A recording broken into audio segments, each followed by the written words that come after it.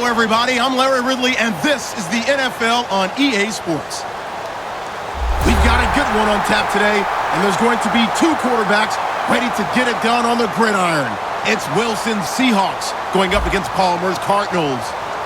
So let's send you out to the Valley of the Sun as we welcome in our commentators, Brandon Guyton and Charles Davis. Thank you, Larry. It hosted Super Bowls 42 and 49. And it's University of Phoenix Stadium. That's where we're at in Glendale, Arizona. Today, we've got a good NFC matchup on tap between the Seattle Seahawks and the Arizona Cardinals. Let's go, let's go. Now Palmer on first down. And his first pass is incomplete. Larry Fitzgerald was the intended target, and that'll bring up second down. Let's look at this offense now, and let's talk about John Brown. An exciting young talent from Pittsburgh State, home of the Gorillas. Hard to cover, great moves in short areas. Larry Fitzgerald still catching footballs. The game's active leader in receptions, Charles. Second only to Baltimore Steve Smith in receiving yards, but well on his way to a second straight 100-catch season. That's phenomenal, isn't it? Think about what he's had to do in his career.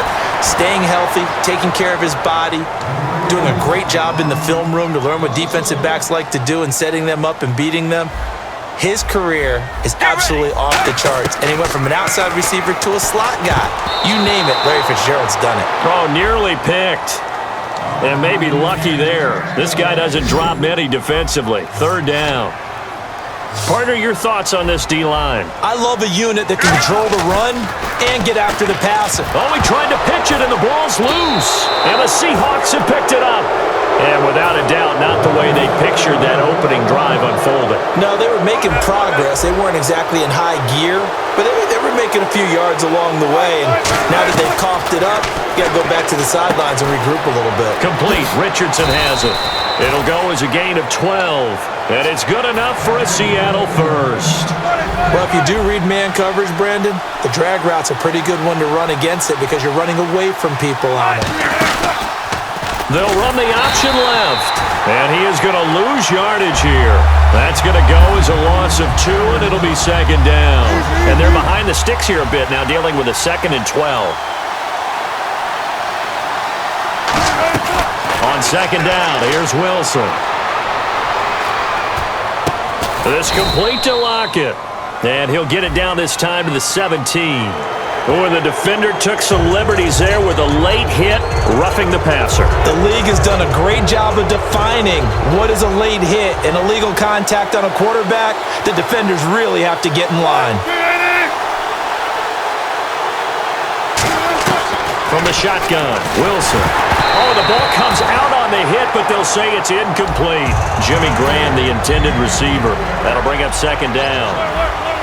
The starters for the Seahawks of Seattle on the offensive side. Charles, they could use a big game from Thomas Rawlins. And they really loved what they got out of him last year because an undrafted player is not supposed to give you nearly 6 yards to carry in production, and that's exactly what he did. They need a big game out of him, and they expect it. And the big meat on the D-line, we'll see how they do today. And I'd hate to... End zone caught. Touchdown, Seattle. Paul Richardson from 3 yards out. And the Seahawks have taken a first quarter lead.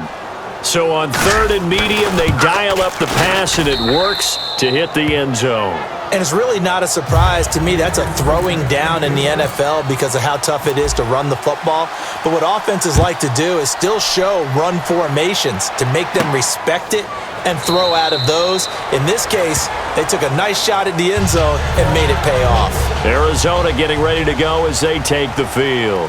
And they had the fumble last time that led to a touchdown. That's a no-no. We'll see what they do here this go-around. A big no-no. Put that in capital letters. Turning it over, the other team takes it down and scores. That can be a deflator for a football team. Now it's up to the offense to get back out on the field and pick things up. You know, they're out there. We'll see if they can pick those things back up. And it pops free. The collision there jarred the ball loose and brings up second down. Second down following the incompletion. And he's certainly not a guy that drops that football very often. Indeed, because that's a bit of a surprise. I know he's in the middle of some traffic and people, bodies all around him, but he usually has the focus to haul that one in. Call it a 3-yard gain, and they're going to have a third down. I know most of the time when the ball's in the air, you're thinking wide receiver, tight end, but running backs, they can be a big part of any passing offense nowadays. And he's got Fitzgerald. 17 yards on the pickup there, and the drive will continue. He went full scale, loose, flexible, finding a way to catch the ball in some traffic for a key first down. Yeah, really a nice job of adjusting to the ball in the air. Not the most accurate of throws, but able to adjust and make the grab. He's got the hook up to John Brown on the right side. And he gets this inside the 35-yard line. It's a nice completion, a little bit of run after catch as well to create the yardage that they got.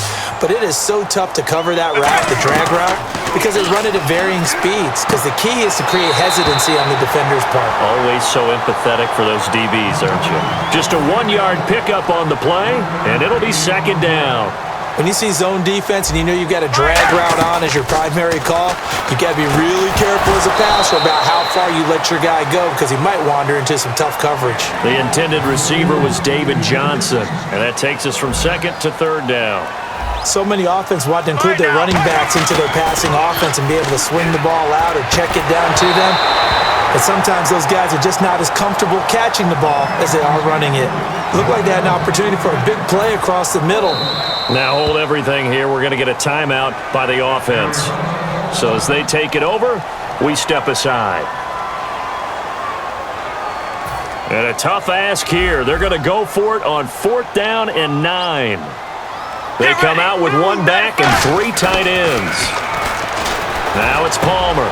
Caught on the left side, Fitzgerald.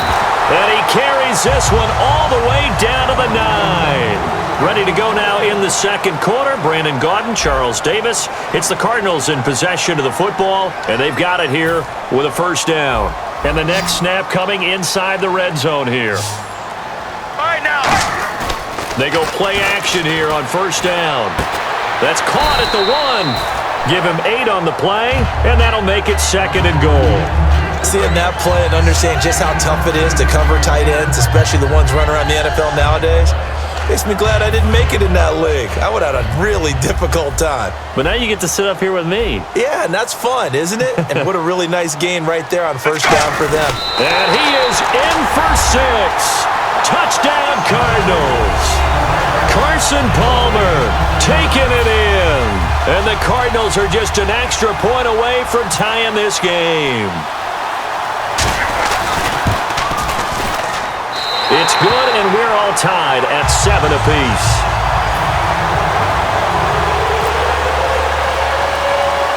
So a tie ball game here as the kick's away. And a short kick, taking it about the 16. And they're going to start this drive in pretty good shape as they get it up past the 30. The Seahawks offense now, they get ready to head back onto the field. And they will simply, Charles, be looking to duplicate what they did last drive when they were able to push it in for 6. And they hope it'll be that easy, right? To be able to take exactly what happened before, replicate it. They may have to make a few additional changes along the way because I'm sure the defense will make some adjustments, but they've got to have great confidence having scored the last time out.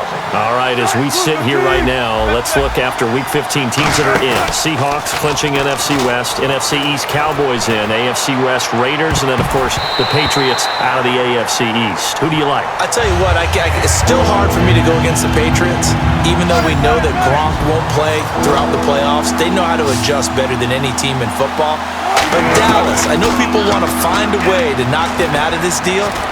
I think that youth will be served for Dallas, and what Dak Prescott and Ezekiel Elliott are giving them, I think the rest of the team is feeding off of it. One team I didn't mention maybe that could make some noise, who? I would say Green Bay, because they still have a chance to win the NFC North in a showdown possibly with Detroit in the final week of the season. Now here's Ross. They juked him.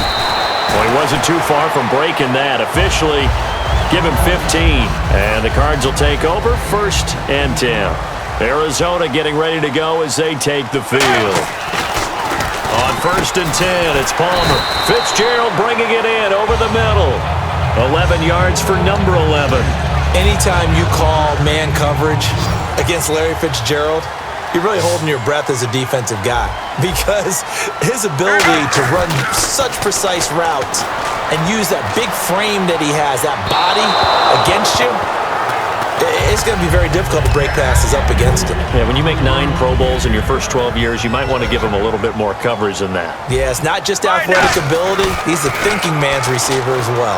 He's got time. And seeing nowhere to throw, he chucks this one away from harm. Incomplete. Now it's 3rd down. 10 yards to go on 3rd. But not to get too overcritical there because he knows what he's doing, but his shoulders looked a little off kilter there when he threw that. I don't think you're being overly critical there. You're just analyzing it, and he gets those shoulders right. That pass will go from incomplete to complete. 3rd down is the down. Both sides know they absolutely have to win, and the name of the game for the defense is pressure on the quarterback.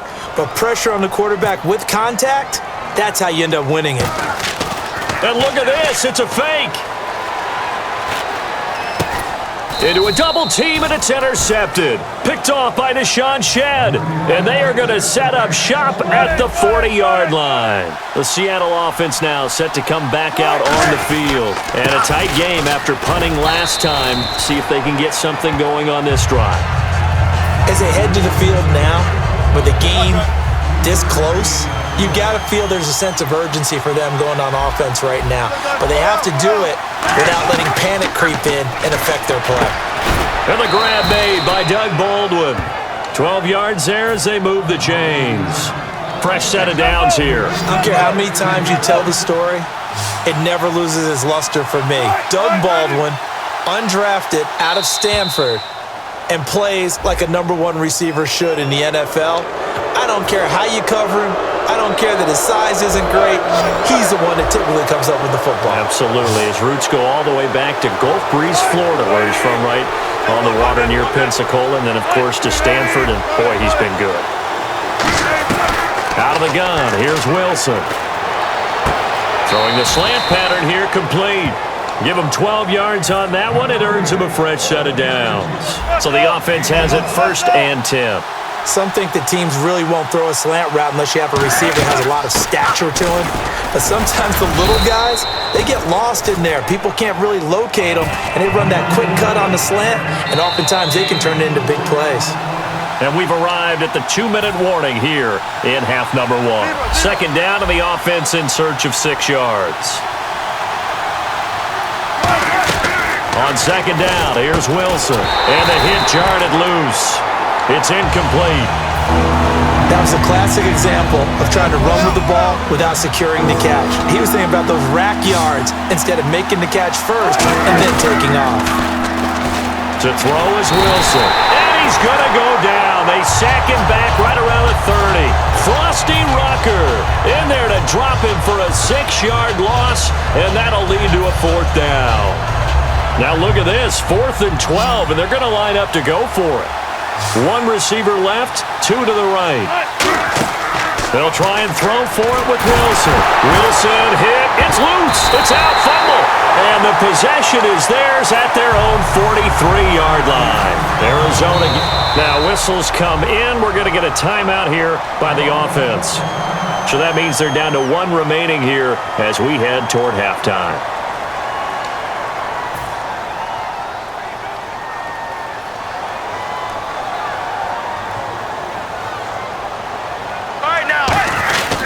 And they'll start the drive on the ground with Johnson. And this one's going to go the wrong way. Losing yardage back at the 42.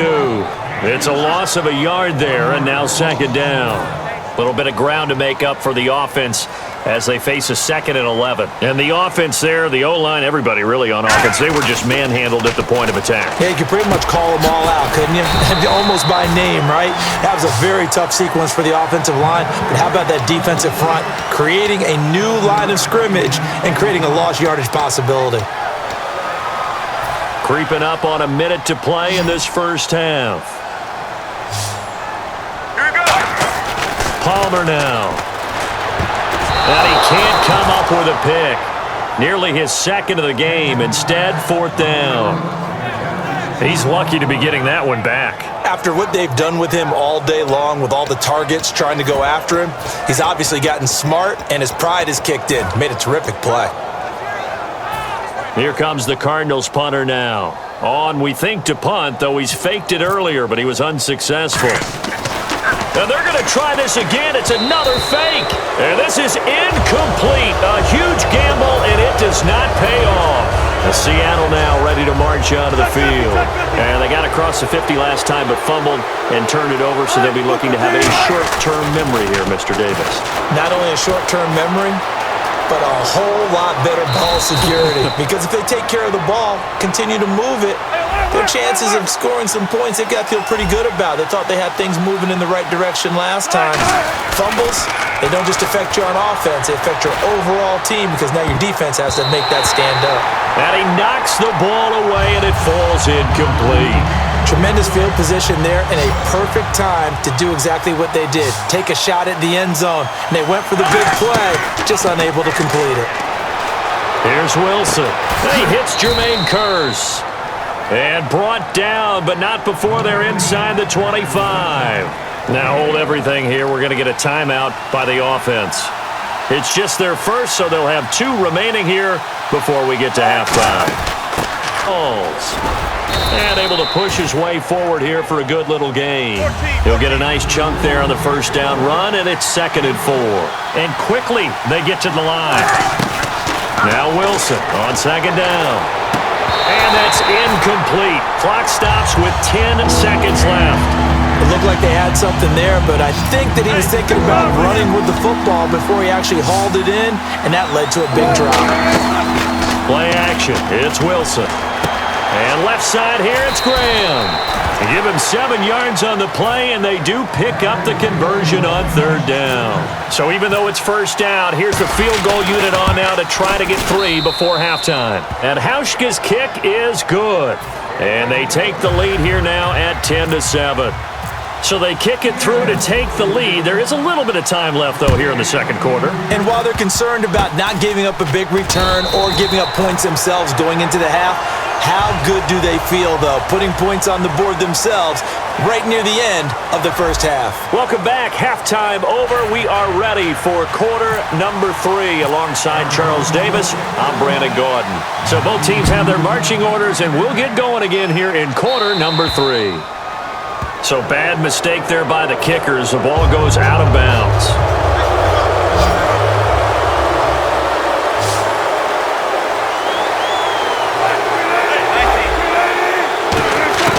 Now Wilson on first down. Baldwin with it over the middle. They pick up 12 on the play there, and they move the chains. An ex-teammate used to tell me all the time, I hate experienced quarterbacks because no matter what, you really can't hide what you're doing. And I think that right there, he knew right away where the blitz was coming from, where his primary guy was going to be, and he ended up going to a secondary target for a nice game. I was just going to ask you, that wasn't the primary target. He's so good at that, isn't he? I think he knew right away that he wasn't going to get to his primary guy. I think he read that as soon as he got to the line of scrimmage, knew where the pressure was going to come from, and said, I know how to beat that, and that's what he did.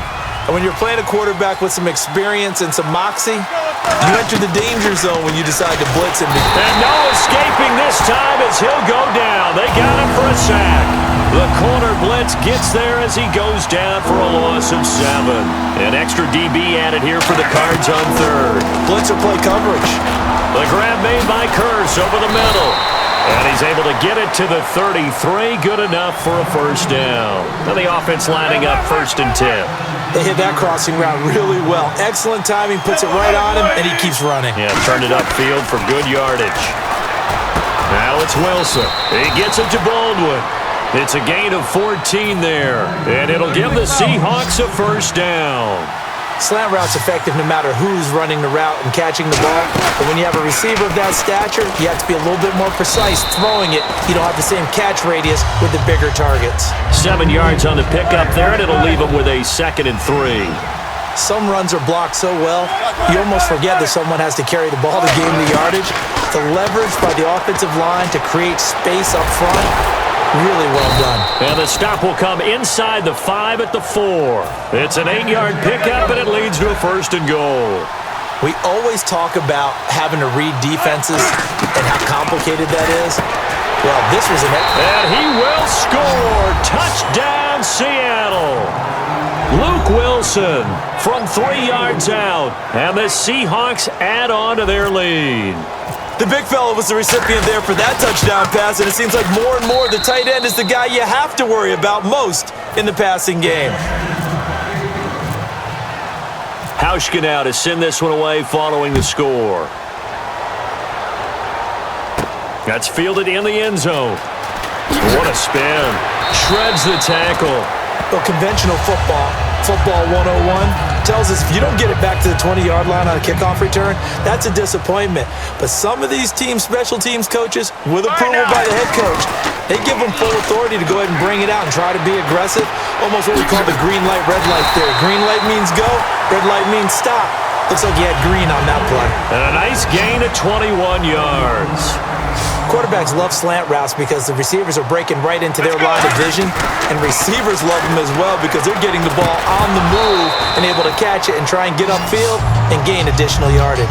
So many times when I've been working with you, you've talked about a quarterback dropping it in the bucket on a deep pass. Oh, boy. You know where I'm going, right? I know where you're going. Ezekiel dropped his body into the bucket. There's his charity bucket. Palmer's hit, fumble. He loses the football. So they've got the football, and they'll start right on the edge of the red zone at the 20-yard line. The Seattle now ready to march out of the field. And they were able to punch it in the end zone last time. They'll be looking to do that again here for the defense. Obviously, they'll be looking to stop them from punching it back in the end zone. It always is punch-counter-punch, isn't it? And which team has the advantage? Well, let's just go back. Last time on offense, they rolled downfield, got into a good rhythm. You can see a little more bounce in and out of the huddle. You can see the sideline really...